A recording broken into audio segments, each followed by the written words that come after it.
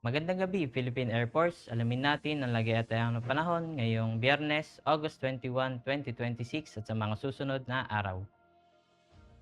At para sa ating synoptic situation, based sa ating satellite image ay meron pa rin tayong dalawang minomonitor na low pressure area sa labas ng Philippine Area of Responsibility.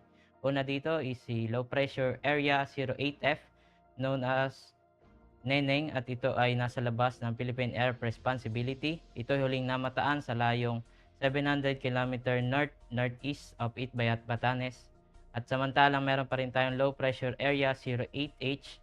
Ito ay huling namataan sa layong 1,485 km east of northeastern Mindanao. At itong dalawang low pressure area ay nasa katamtamang tsansa na maging isang ganap na bagyo sa loob ng 24 oras. At meron tayong severe tropical storm named Saudel sa labas ng Philippine Air Responsibility. Ito ay huling namataan sa layong 2,635 km east of southeastern Luzon na may lakas ng hangin 110 km per hour mula sa gitna at pagbukso na 135 km per hour. At ito ay kumikilos sa north-northwestward at 20 km per hour. At ito ay walang direktang epekto sa ating bansa, ngunit maaari nitong hatakin ng southwest monsoon sa mga susunod na araw. At southwest monsoon naman ang nakakaapekto sa northern at central Luzon. At para sa ating general area forecast, sa Ilocos Region, Apayao, Abra, Benguet, Batanes at Cagayan ay makakaranas na maulap na kalangitan na may kalat-kalat na pag-ulan, pagkulog at pagkidlat dulot ng southwest monsoon. At sa Metro Manila at sa natitirang bahagi ng Luzon, Visayas at Mindanao ay makakaranas ng bahagyang maulap hanggang sa maulap na kalangitan na may pulo-pulong pag-ulan, pagkulog at pagkidlat.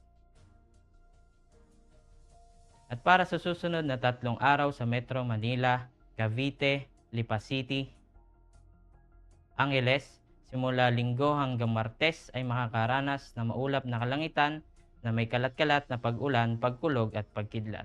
At samantalang sa Puerto Princesa, Kalayaan Islands, simula Linggo hanggang Lunes ay makakaranas ng bahagyang maulap hanggang sa maulap na kalangitan na may pulo-pulong pag-ulan, pagkulog at pagkidlat. At pagdating naman ng Martes ay makakaranas ng maulap na kalangitan na may kalat-kalat na pag-ulan, pagkulog at pagkidlat. At sa Mactan, Zamboanga, Davao ay simula Linggo hanggang Martes ay makakaranas ng bahagyang maulap hanggang sa maulap na kalangitan na may pulo-pulong pag-ulan, pagkulog at pagkidlat. Ang haring araw ay lulubog mamayang 6:16 p.m. at sisikat bukas ng 5:43 a.m.